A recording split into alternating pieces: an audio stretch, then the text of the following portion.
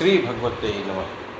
श्रीमद् देवी भागवत महापुराण द्वितीय स्कंद तीसरा अध्याय। राजा महाशिव भीष्म और गंगा जी को ब्रह्मा जी का शाप। महाभीष की शांतनु के रूप में उत्पत्ति तथा शांतनु के राज्य पद पर प्रतिष्ठित होने, शांतनु के साथ गंगा जी का विवाह और वसुओं के उनके पुत्र रूप में उत्पन्न होने, उनके गंगा प्रवाह किए जाने तथा भीष्म के उत्पन्न होने पर गंगा के चले जाने की कथा।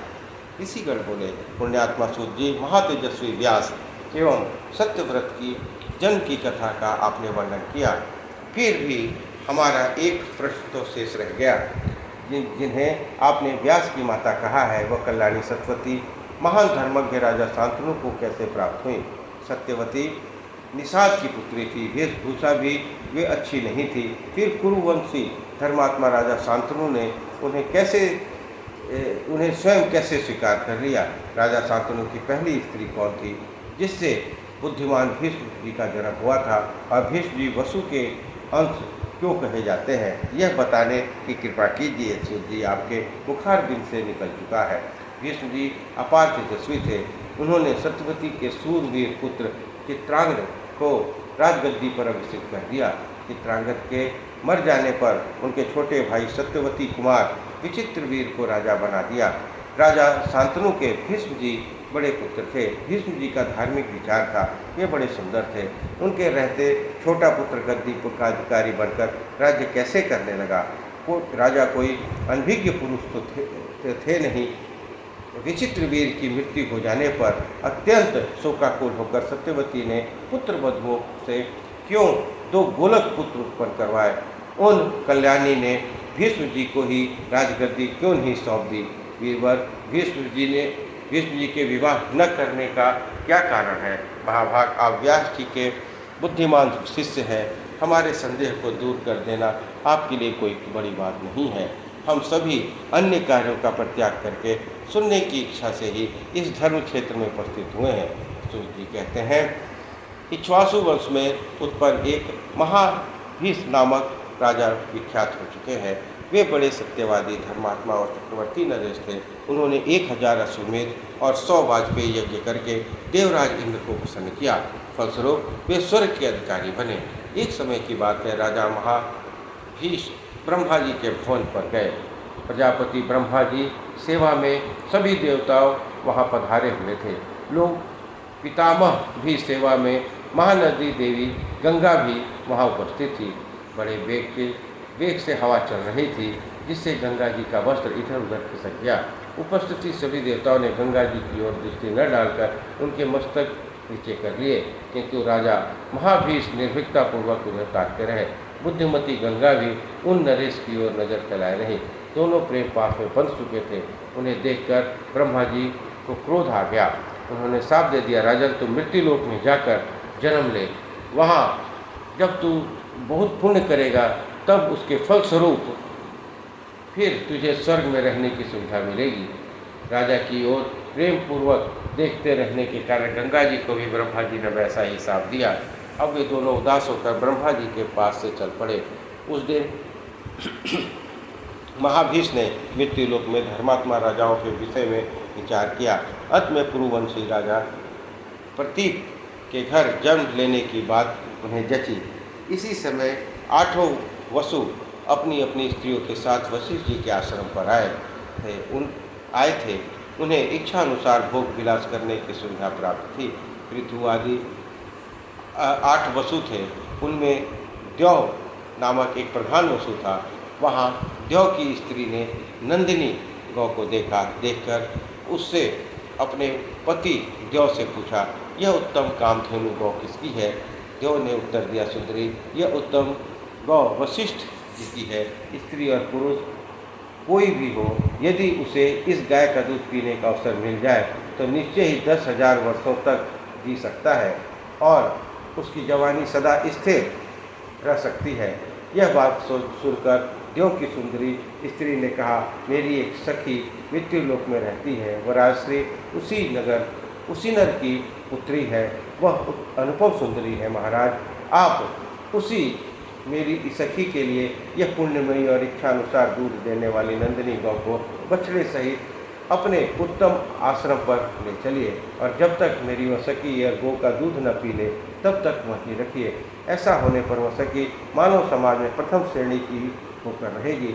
उसे बुढ़ापा और रोगों का सामना नहीं करना पड़ेगा। यद्यपि दो के मन में पाप की भावना नहीं थी, फिर भी स्त्री की बात सुनकर उनसे मनोनिग्रही मुनिवर वशिष्ठ जी का अपमान करके उस नंदिनी गौ को चुरा लिया। उस कार्य में पृथु आदि सभी वसु सहायक थे। नंदिनी का अपहरण हो जाने के पश्चात महान तपस्वी वशिष्ठ मुनि फल फूल लेकर अपने आश्रम पर आए। आते ही उन्होंने गौ की ओर दृष्टि गई। उन्हें अपने आश्रम पर गाय और बछड़ा दोनों ही नहीं दिखाई पड़े। वे तेजस्वी मुनि गुफा और वनों में उस गौ को खोजने लगे। तब उन्हें कहीं से भी गौ न मिली। तब उन्होंने ध्यान लगा कर देखा तो उन्हें ज्ञात हो गया कि वसुगण मेरा अपमान करके गौ को चुराने गए हैं। तब वे बोले कि इस अपराध से उन सभी वसुओं को मनुष्य योनि में जन्म लेना पड़ेगा, इसी में कुछ संचय नहीं है। यो स्वयं वशिष्ठ जी ने वसुओं को श्राप दे दिया।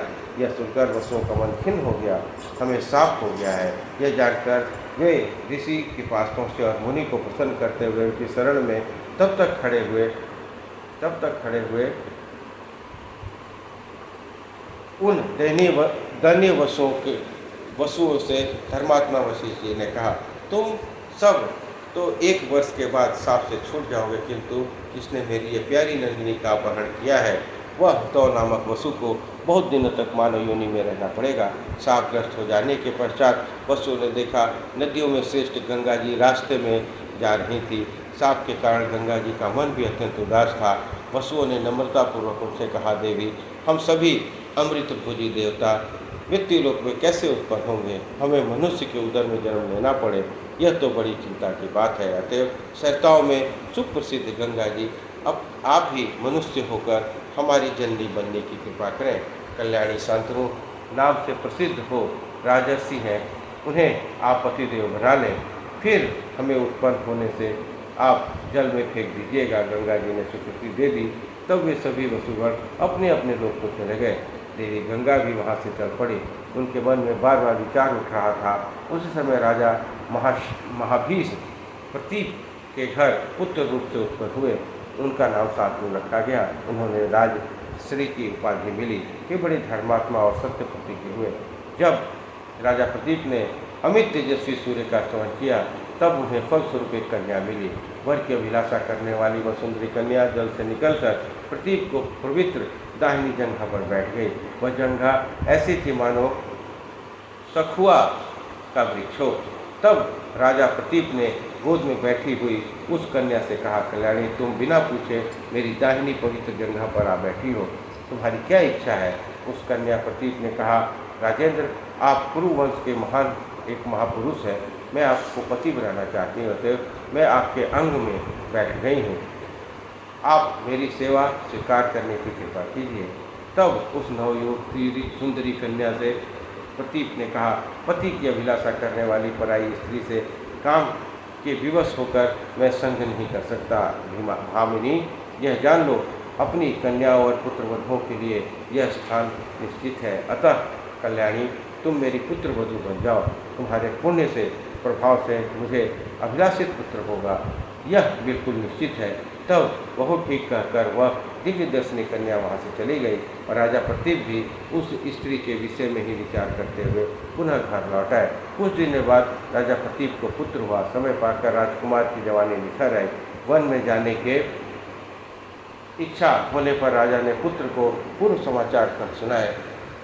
सब वृतांत बताने के पश्चात वे राजकुमार कहने लगे, पुत्र, मन को मुग्ध करने वाली वह सुंदरी यदि वन में तुम्हारे पास आ जाए तो उसके मन की बात पति बनाने का विचार हो तो उससे विवाह अवश्य कर लेना चाहिए।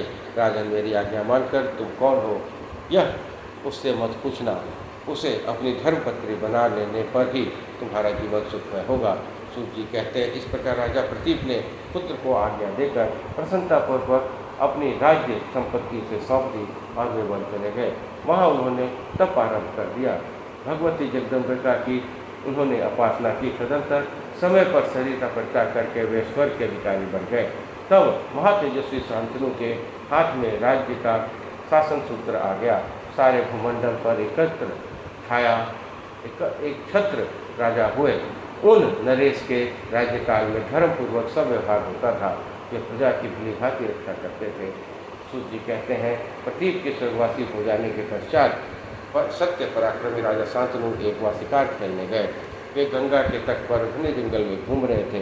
वहीं अद्भुत आभूषणों से अलंकृत एक सुंदर कन्या उन्हें दिखाई पड़ी। उसे देखकर राजा शांतनु को बड़ा हर्ष हुआ। सोचा, पिताजी ने जिस स्त्री से बात कही थी यह वही है।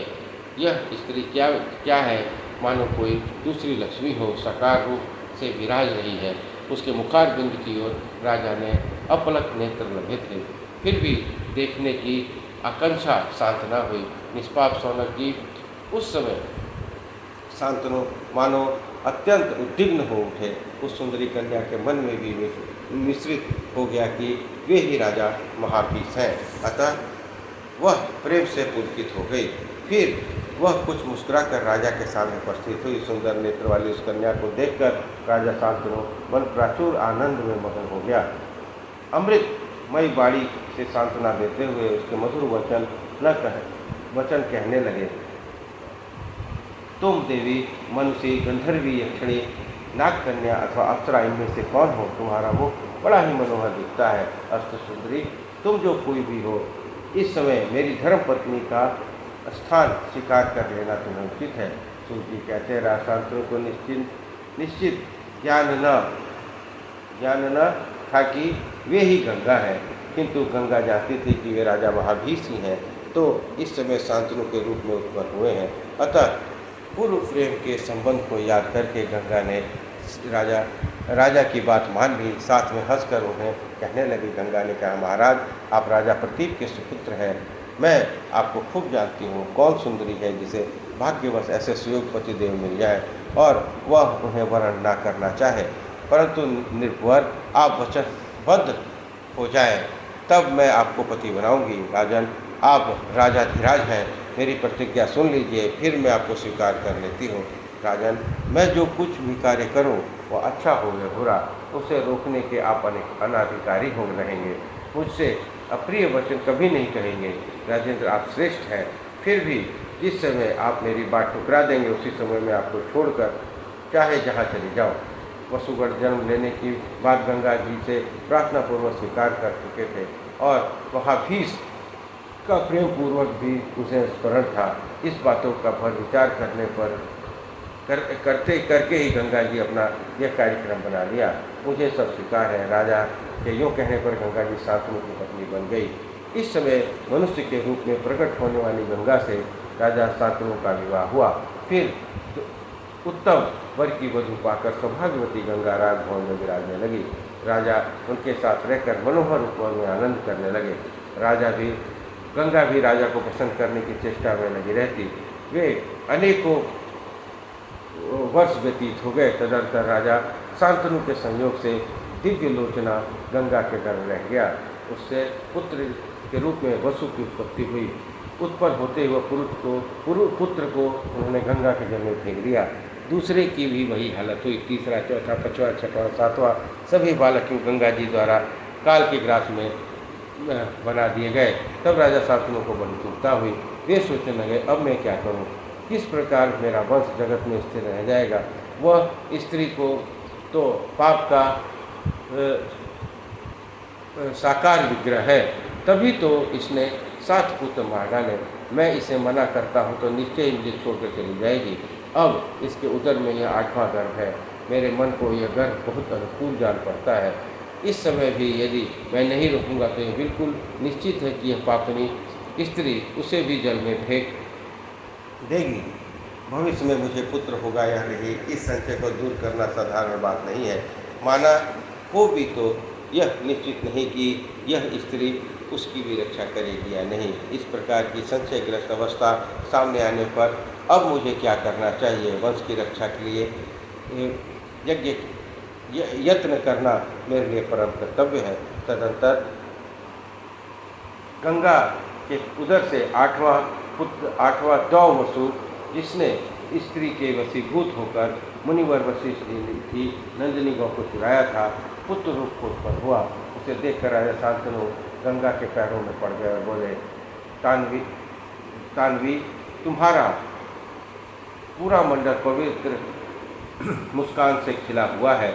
मैं तुम्हारा सेवक हूँ। इस समय तुमसे मेरी प्रार्थना यह है कि तुम बच्चे का जीवन दान देने की कृपा करो। मैं एक पुत्र का पालन पोषण करूँगा। तुम्हारे मेरे 7 सुंदर पुत्र मार डाले। सुश्रोणी, यह 8वें पुत्र की रक्षा करो।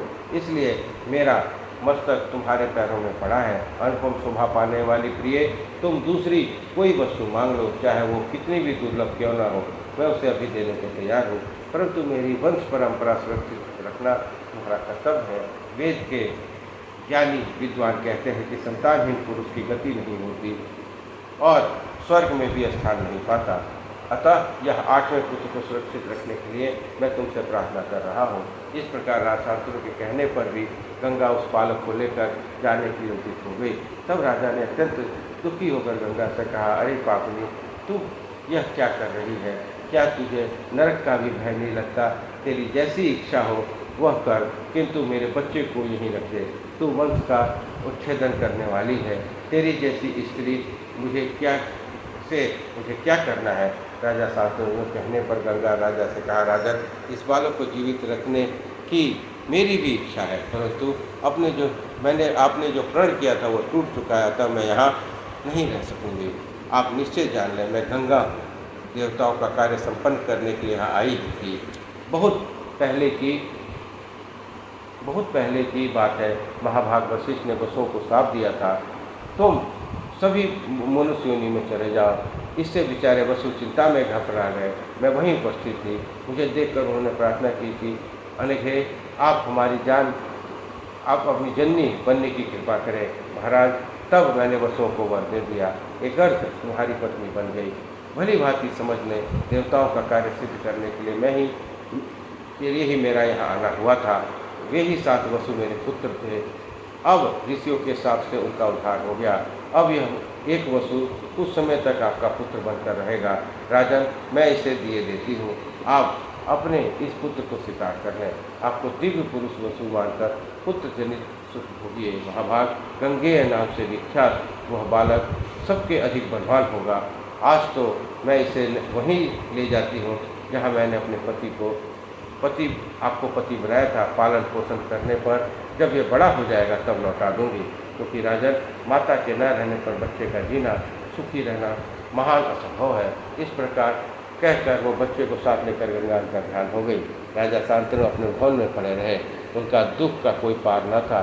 स्त्री और विचित्र बालक के वियोग से उत्पन्न दुख उन्हें बेतरह सताने लगा। वे राज्य करते रहे, परंतु उनके मन पर चिंता की काली घटा निरंतर घिरी रहती थी।